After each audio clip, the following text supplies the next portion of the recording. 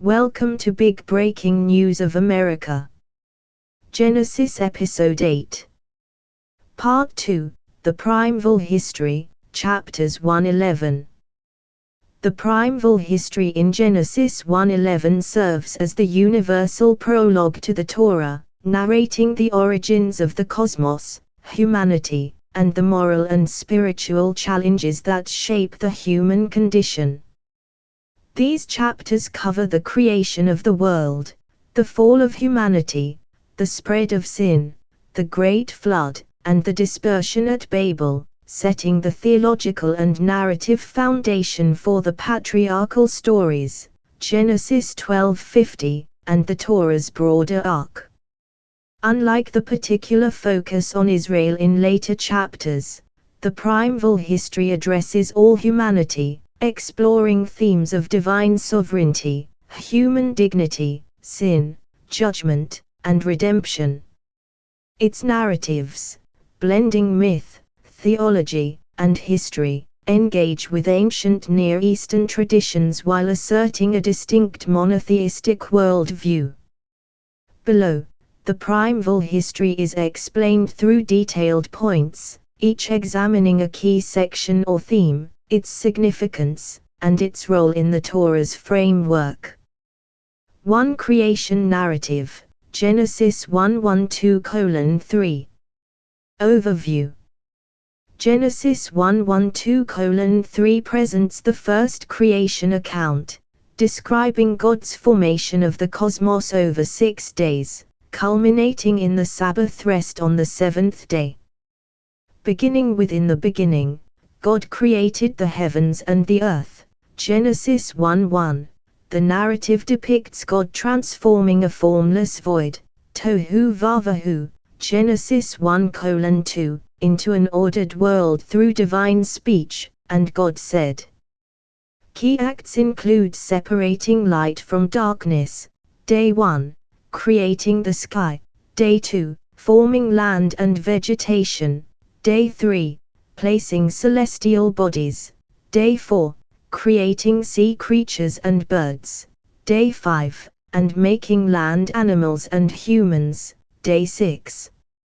Humans are created in God's image, Salam Elohim, Genesis 1:26-27, tasked with stewardship over creation.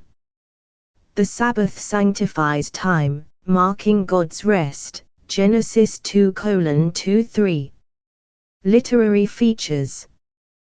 The account is structured as a poetic, liturgical narrative, with a repetitive refrain, "And God saw that it was good," and a rhythmic pattern of divine command and fulfillment. The 7-day framework creates a sense of order, contrasting with the initial chaos. The use of parallelism and symmetry, for example, days 1-3 form environments, days 4-6 fill them, enhances its memorability, reflecting oral tradition roots suited for communal recitation. The economy of language, conveying cosmic creation in 34 verses, underscores its theological focus, prioritizing divine intent over detailed description. Theological significance. Divine sovereignty. God's creation through speech establishes absolute authority, contrasting with ancient Near Eastern myths like the Babylonian Enuma Elish, where creation results from divine conflict. This monotheistic vision sets the tone for the Torah's theology. Goodness of creation. The repeated affirmation that creation is good, Genesis 1:10-31, counters pessimistic worldviews, affirming the world's value and purpose. This theology influences Jewish practices like Barakot, blessings over creation, and Tikkun Olam, repairing the world. Human dignity. The image of God concept elevates humanity, granting moral responsibility and creative potential. It underpins Jewish ethics, such as Pikuach Nefesh, saving a life, and global human rights principles. Sabbath as sacred time, the institution of the Sabbath, Genesis 2:2-3, sanctifies time, becoming a central Jewish practice and a symbol of divine rest and human partnership. Historical and cultural context. The creation account engages Mesopotamian myths, reworking chaos motifs, for example, Tohu Vavahu parallels Tiamat, to assert one God's control over nature, a polemic against polytheism. Its structured format may reflect priestly concerns during the Babylonian exile, 6th century BCE, emphasizing order amid displacement. The Sabbath's prominence aligns with exilic needs to maintain identity without a temple, reinforcing communal worship through time-based rituals. Rabbinic interpretations. Bereshit Rabbah sees creation as an act of divine love, with the world made for humanity to partner with God. The Midrash interprets "Let us make man," Genesis 1:26, as God consulting angels, emphasizing human uniqueness. The Zohar views creation as a cosmic unfolding of divine attributes, Sphirot, linking Genesis 1 to mystical theology. The Sabbath is seen as a microcosm of creation, uniting heaven and earth. Broader implications. The creation narrative establishes Genesis as the Torah's theological foundation, introducing God's sovereignty and human purpose. Its universal scope sets the stage for the particular focus on Israel, framing the covenant as part of a cosmic plan. In modern contexts, Genesis 1 inspires environmental ethics, with the stewardship mandate, Genesis 1:28, informing Jewish and global efforts to address climate change, as seen in organizations like Hazan. 2 Second creation account and the Garden of Eden, Genesis 2:4-3:24. Overview. Genesis 2:4-3:24 offers a complementary creation account, focusing on humanity's formation and the fall. God forms Adam from dust, Adam from Adamah, Genesis 2:7, places him in the Garden of Eden to cultivate it, and creates Eve from Adam's rib, Genesis 2:21-22. The couple is forbidden to eat from the tree of the knowledge of good and evil. The serpent tempts Eve, who eats and shares the fruit with Adam, leading to their disobedience, Genesis 3.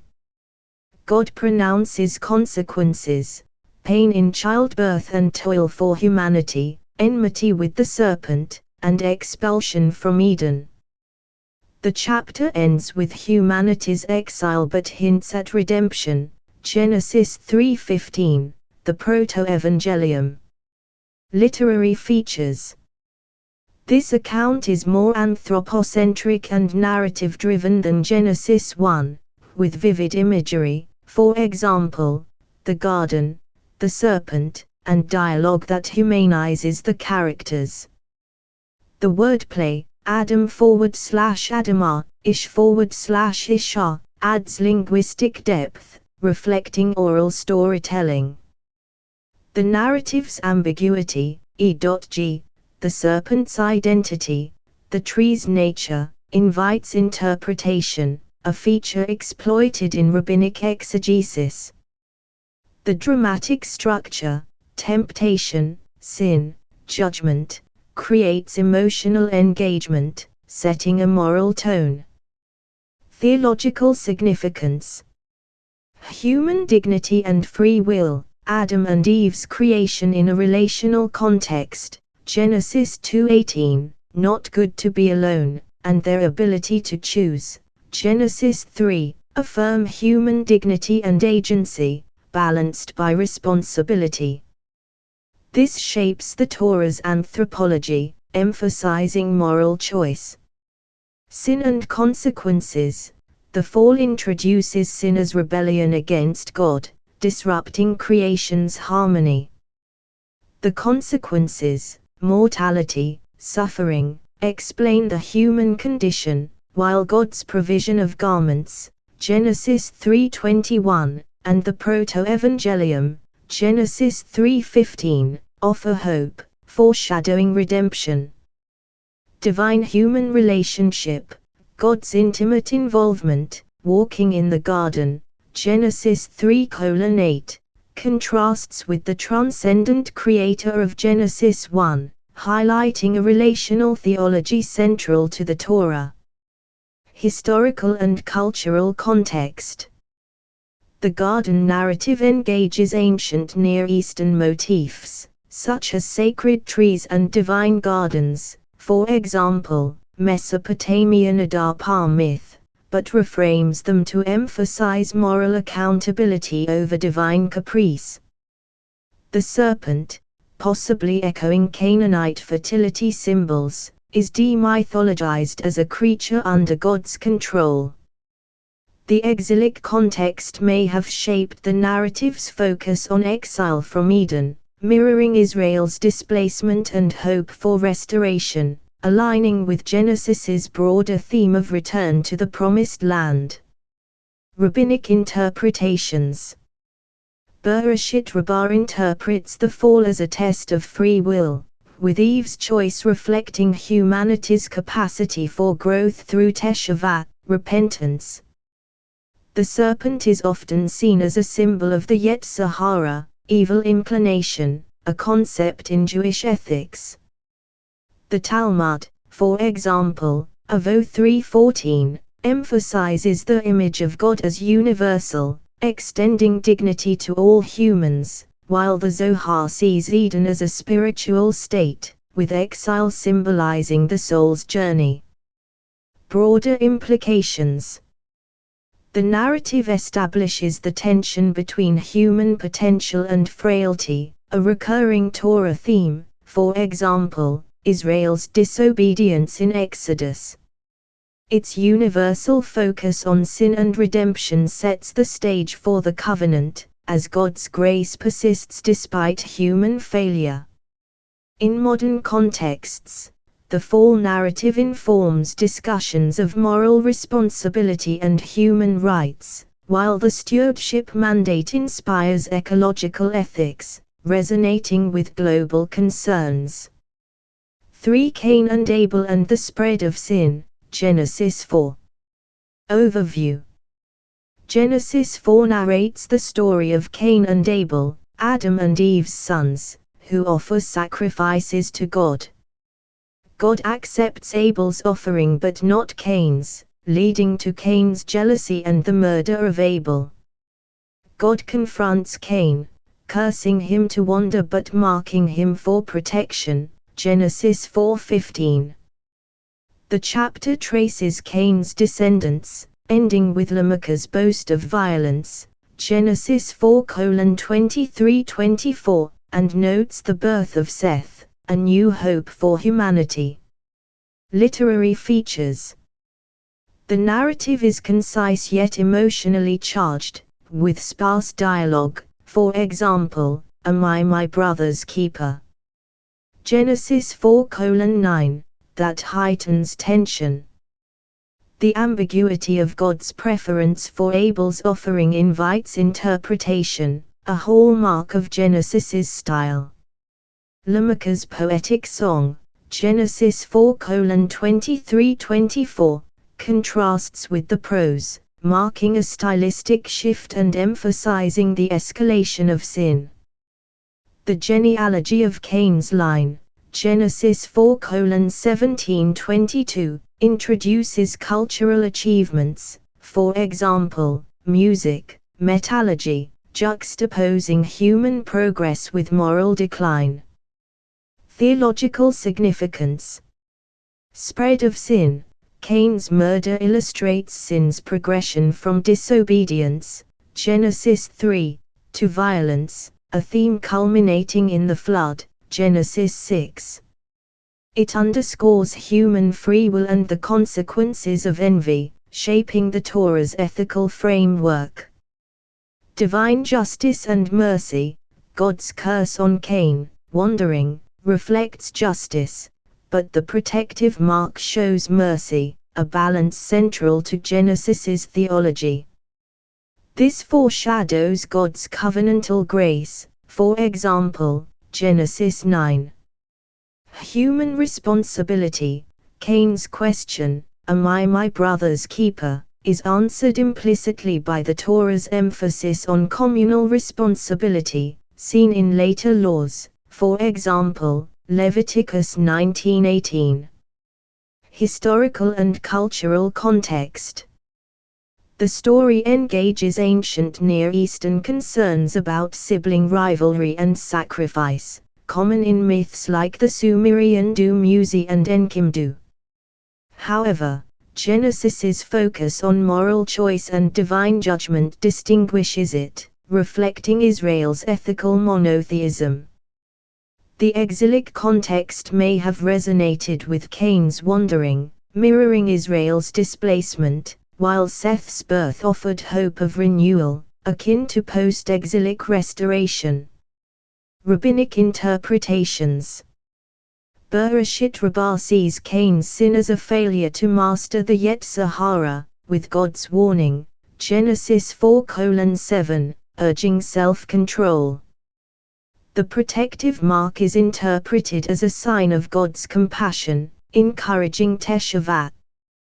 The Talmud, Sanhedrin 37a, derives the sanctity of life from Cain's story, stating that destroying one life is like destroying the world, a principle influencing Jewish ethics. Broader implications. The narrative universalizes the problem of sin, setting the stage for the flood and the need for covenantal renewal. Its ethical lessons, against jealousy and violence, resonate in Jewish and global ethics, informing principles like conflict resolution and social justice.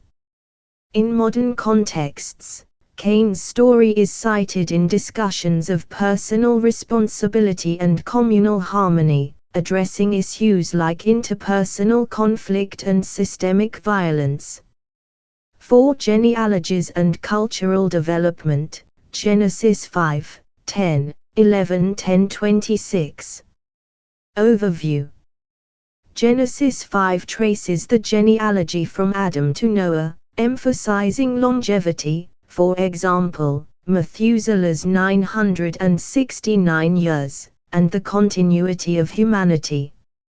Genesis 10, the Table of Nations, maps the descendants of Noah's sons, Shem, Ham, Japheth, depicting the spread of peoples post-flood. Genesis 11:10-26 narrows to Shem's line, leading to Abraham, bridging the primeval and patriarchal narratives. These genealogies are punctuated by notes on cultural achievements, for example, Genesis 4:20-22, music, metallurgy, and the birth of key figures like Enoch, who walked with God, Genesis 5:24. Literary features. The Toledo, generations, formula, for example, Genesis 5:1, 10:1, structures the genealogies, creating a rhythmic, mnemonic quality suited for oral tradition. Their formulaic style, X lived Y years and begot Z, contrasts with the narratives, serving as structural hinges. The Table of Nations, Genesis 10, is expansive, listing 70 nations, symbolizing universality, while Genesis 11:10-26 is concise, focusing on the covenant line, reflecting Genesis's universal to particular arc. Theological significance. Human continuity. The genealogies affirm God's commitment to humanity despite sin, tracing the covenant line from Adam to Noah to Abraham, foreshadowing Israel's election. Universal scope. The Table of Nations depicts all humanity as God's creation, countering tribal exclusivity and aligning with the covenant's blessing for all nations. Genesis 12:3. Moral decline. The genealogies frame the spread of sin, with cultural achievements, Genesis 4, juxtaposed against violence, Lamech, setting the stage for the flood. Historical and cultural context. Genealogies were common in ancient Near Eastern literature, for example, Sumerian king list, legitimizing rulers or tribes. Genesis adapts this form to assert divine election, positioning Israel within a global human family. The exilic context likely shaped the Table of Nations, reflecting the diversity of the Babylonian Empire and affirming Israel's place among nations, a concern in diaspora. Rabbinic interpretations. Bereshit Rabbah sees the genealogies as evidence of God's patience, preserving humanity for redemption. Enoch's ascension, Genesis 5:24, is interpreted as a model of righteousness, inspiring mystical traditions. The Talmud, Sanhedrin 56a, derives ethical laws from the pre-flood era, extending Genesis's universal moral framework to all peoples. Broader implications. The genealogies universalize Genesis's narrative, making it relevant to all humanity, while focusing on the covenant line prepares for Israel's story. Their emphasis on continuity influences Jewish practices like naming after ancestors, fostering communal identity. In modern contexts, the Table of Nations inspires inclusivity, resonating with multicultural societies and interfaith dialogue. 5. The Flood Narrative, Genesis 6:9. Overview. Genesis 6:9 narrates the Great Flood, triggered by humanity's wickedness, Genesis 6:5. God selects Noah, a righteous man, to build an ark and preserve his family and animals. The flood destroys all life, but Noah's ark survives. After the waters recede, Noah offers sacrifices, and God establishes the Noahide covenant, promising never again to destroy the earth, with the rainbow as its sign, Genesis 9:8-17. The narrative concludes with Noah's drunkenness and the cursing of Canaan, Genesis 9:20-27, highlighting ongoing human frailty. Literary features. The narrative blends epic scope with personal drama, using vivid imagery, for example, the ark, the flood waters, and structured repetition, for example, God's instructions, Genesis 6:13-22. The chiastic structure, creation undone and restored, emphasizes divine judgment and renewal. The poetic curse of Canaan, Genesis 9:25-27, adds a lyrical element, contrasting with the prose, while the covenant's formal language, Genesis 9:8-17, underscores its solemnity. Theological significance. Divine justice and mercy. The flood reflects God's judgment on sin, but Noah's salvation and the covenant show mercy, balancing justice with grace, a recurring Torah theme, for example, Exodus 34:6-7. Covenant as redemption. The Noahide covenant, universal in scope, introduces God's commitment to humanity, foreshadowing the Abrahamic covenant. The rainbow symbolizes divine faithfulness, a motif in Jewish liturgy. Human frailty. Noah's drunkenness, Genesis 9:21, shows sin's persistence, highlighting the need for ongoing divine intervention, setting the stage for Israel's election. Historical and cultural context. The flood narrative parallels Mesopotamian stories like the Epic of Gilgamesh and Atrahasis, which feature a survivor, for example, Utnapishtim, and divine flood. Genesis reworks these to emphasize moral accountability and monotheism, reflecting Israel's theological distinctiveness. The exilic context may have shaped the narrative's focus on renewal, mirroring hopes for restoration after Babylon's destruction, with the rainbow symbolizing divine promise. Rabbinic interpretations. Bereshit Rabbah praises Noah's righteousness but notes his inferiority to Abraham, who actively sought to save others, Genesis 18. The rainbow is seen as a sign of God's patience, encouraging Teshuvah. The Talmud, Sanhedrin 108a, derives ethical lessons from Noah's obedience, emphasizing preparation and faith, while the Zohar sees the ark as a spiritual refuge. Broader implications. The flood narrative universalizes Genesis's theology, addressing humanity's moral crisis and God's redemptive plan. Its covenantal focus prepares for Israel's particular role, while its ethical lessons influence Jewish and global values, such as environmental stewardship and peace-building. In modern contexts, the flood story inspires discussions of divine justice and ecological responsibility, resonating with concerns about climate change and human impact. 6. The Tower of Babel and Dispersion, Genesis 11:1-9. Overview.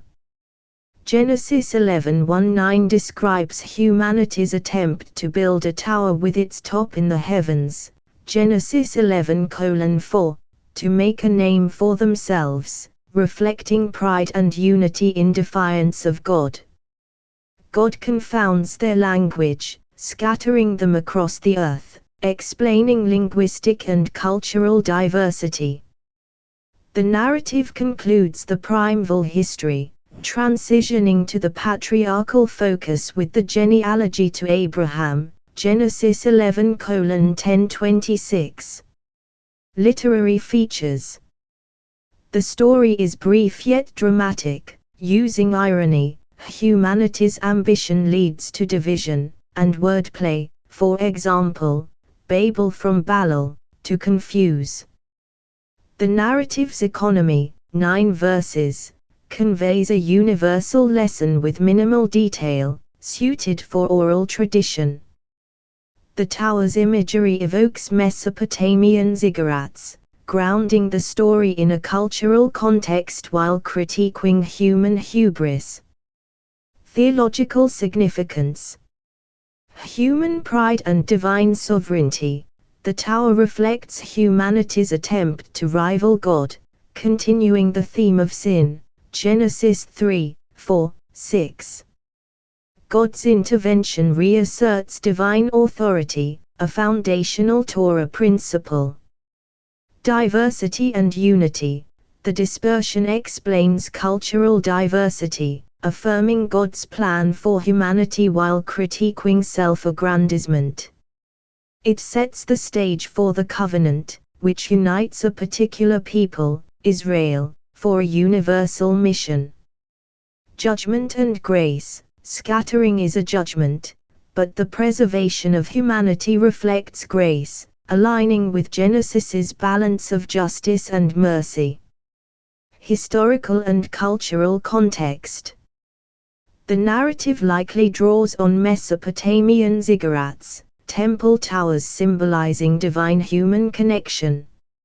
In Babylon, Babel, these structures represented civic pride, which Genesis critiques as hubris, possibly reflecting exilic tensions with Babylonian culture. The story's universal scope addresses the diversity of the Babylonian Empire, positioning Israel as part of a divine plan, a concern for exilic Jews. Rabbinic interpretations. Bereshit Rabbah sees Babel as a rebellion against God's command to fill the earth, Genesis 9:1, with unity misused for pride. The dispersion is a corrective, teaching humility. The Talmud, Sanhedrin 109a, critiques the builder's motives, emphasizing the dangers of collective arrogance, while the Zohar interprets the confusion of languages as a spiritual fragmentation, urging unity through Torah. Broader implications. The Babel narrative concludes the primeval history's universal focus, transitioning to Israel's particular story, framing the covenant as a response to human division. Its lessons on humility and diversity resonate in Jewish ethics and global multiculturalism. In modern contexts, Babel inspires discussions of cultural diversity, communication, and the dangers of unchecked ambition, relevant to globalization and technological ethics.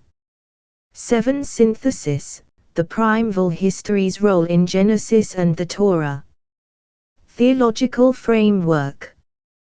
The primeval history establishes Genesis's core theological themes: God's sovereignty, creation, flood, human dignity and fall, Eden, Cain, covenantal hope, Noah, and universal mission, Babel, Table of Nations. These themes frame the patriarchal narratives, showing Israel's election as part of a cosmic plan. The balance of judgment and grace, for example, flood, Babel, introduces the Torah's redemptive arc, culminating in the Exodus and Sinai covenant. Narrative transition. The shift from universal, Genesis 1:11, to particular, Genesis 12:50, reflects Genesis's structure, with the primeval history explaining humanity's need for redemption, answered by the Abrahamic covenant. The genealogy to Abraham, Genesis 11:10-26, bridges these sections, grounding Israel's story in a global context. The narrative's mythic quality, addressing timeless questions of origins and morality, ensures their accessibility, while their theological focus prepares for the Torah's historical and legal sections. Cultural and historical context. The primeval history engages ancient Near Eastern myths, for example, Enuma Elish, Gilgamesh, to assert monotheism, reflecting Israel's cultural dialogue with neighbors. Its exilic compilation addressed Jewish identity in diaspora, offering hope through stories of divine faithfulness. The oral tradition roots made the narratives memorable, ensuring their survival and adaptation in written form, likely by priestly and scribal circles. Enduring relevance.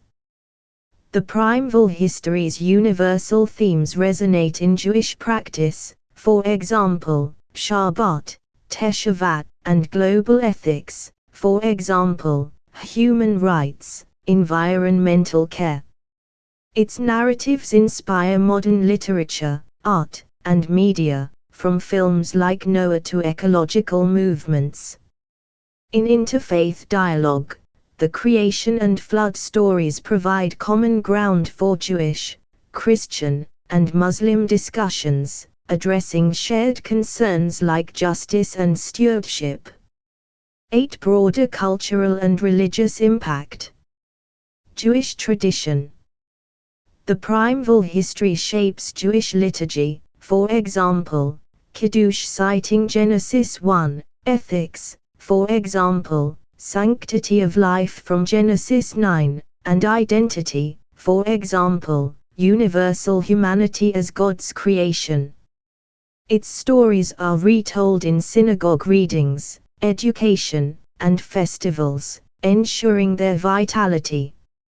Rabbinic and mystical interpretations, for example, Zohar's cosmic view of creation, deepen its spiritual significance, influencing Jewish thought and practice. Interfaith influence. In Christianity, Genesis 1:11 shapes doctrines of creation, original sin, and divine providence, with the fall and flood central to theology.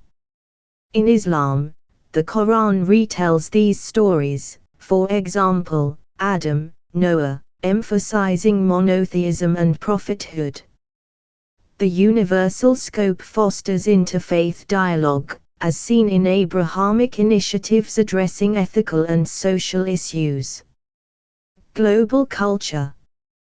The narratives inspire literature, for example, Milton's Paradise Lost, art, for example, Michelangelo's Sistine Chapel, and media, for example, the Bible series, shaping cultural narratives of origins and morality. The image of God and stewardship concepts influence global ethics, from human rights to environmental activism, reflecting Genesis's enduring legacy. Creation narrative, Genesis 1:12-3. The creation narrative in Genesis 1:12-3 is one of the most iconic and influential texts in world literature, serving as the opening of the Book of Genesis, the Torah, and the Tanakh. Beginning with the majestic declaration, "In the beginning, God created the heavens and the earth," Genesis 1:1. This passage narrates God's formation of the cosmos over 6 days, culminating in the Sabbath rest on the 7th day. It introduces the theological and narrative framework for the Torah, establishing God as the sovereign creator, the world as inherently good, humanity as bearers of divine dignity, and time as sanctified through the Sabbath. Far from a scientific account, Genesis 1:12-3 is a theological and liturgical narrative, crafted to convey spiritual truths and shape the identity of ancient Israel and its descendants. Its literary artistry, universal themes, and engagement with ancient Near Eastern cultures make it a cornerstone of Jewish tradition and a text of global significance. This exploration examines the creation narrative's literary structure, theological themes, historical and cultural context, interpretive traditions, and modern relevance, highlighting its role as the foundation of the Torah's vision. 1. Overview and structure of the creation narrative. The creation narrative in Genesis 1:12-3 is a carefully structured account that describes God's creation of the cosmos in an ordered, purposeful sequence. Spanning 34 verses, it presents a 7-day framework in which God transforms a formless void into a harmonious world, concluding with the institution of the Sabbath. Key events. Day 1, Genesis 1:3-5. God creates light, separating it from darkness, and names them day and night. Day 2, Genesis 1:6-8. God forms a firmament, sky, to separate the waters above from the waters below, creating a space for life. Day 3, Genesis 1:9-13. God gathers the lower waters to form seas, revealing dry land, and causes the earth to produce vegetation, including plants and trees. Day 4, Genesis 1:14-19. God creates the sun, moon, and stars to govern day and night and mark seasons, days, and years. Day 5, Genesis 1:20-23. God fills the seas with living creatures and the sky with birds, blessing them to be fruitful and multiply. Day 6, Genesis 1:24-31. God creates land animals and humanity, male and female, in God's image, Salam Elohim, Genesis 1:26-27, granting them dominion over creation and a vegetarian diet. God declares all creation very good.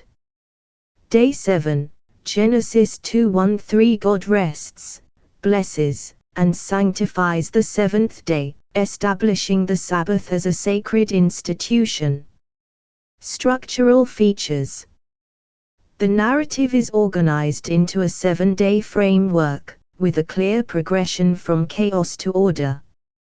Days 1-3 establish environments, light, sky, land, while days 4-6 populate them, celestial bodies, birds/fish, animals/humans, creating a symmetrical pattern that underscores divine intentionality. The repeated refrain, "And God said, and it was so, and God saw that it was good," provides a rhythmic, liturgical quality, reinforcing the narrative's oral tradition roots. Each day concludes with "there was evening and there was morning," marking time's cyclical nature. The narrative's economy, covering cosmic creation in concise verses, focuses on theological meaning rather than descriptive detail, distinguishing it from modern scientific accounts. Literary style. The text blends prose and poetry, with parallelism, for example, "Let there be," and "there was," and repetition creating a hymn-like cadence. This liturgical style suggests the narrative was used in worship, possibly in ancient Israelite or exilic settings. The use of simple yet profound language, for example, "in the beginning," conveys universal truths, making the narrative accessible to diverse audiences while inviting deep reflection. The narrative's structure, with its crescendo to humanity's creation and Sabbath rest, builds dramatic tension, culminating in a theological climax that sets the tone for Genesis. 2 Theological themes and significance. The creation narrative is a theological masterpiece, introducing core themes that underpin the Torah's worldview and shape Jewish theology, ethics, and practice. Its emphasis on God's sovereignty, the goodness of creation, human dignity, and the sanctity of time establishes the foundation for the covenantal relationship that unfolds in Genesis and beyond. Divine sovereignty. The narrative portrays God as the sole, transcendent creator who brings the cosmos into being through speech, "Let there be." Unlike ancient Near Eastern myths, where creation involves divine conflict, for example, Marduk versus Tiamat in the Enuma Elish, Genesis depicts a peaceful, purposeful act, emphasizing God's absolute authority. The transformation of chaos, tohu vavahu, Genesis 1:2, into order reflects God's power over natural forces, countering polytheistic views of competing deities. This monotheistic vision is the cornerstone of Jewish theology, affirmed in the Shema, Deuteronomy 6:4. Cultural impact.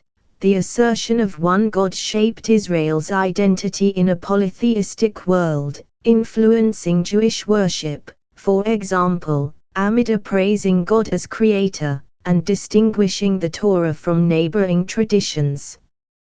Goodness of creation.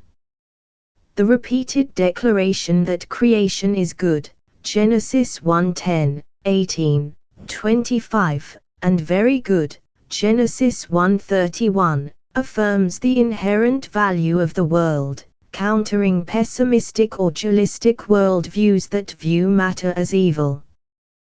This theology underpins Jewish appreciation of the physical world, seen in Barakot, blessings, over food, nature, and life events. The goodness of creation implies a purposeful universe, designed for. Thank you for watching Big Breaking News of America. Make sure to subscribe and turn on the bell icon for more news updates. Share our channel with your friends and family members, leave a like for more videos and express your thoughts under comment section.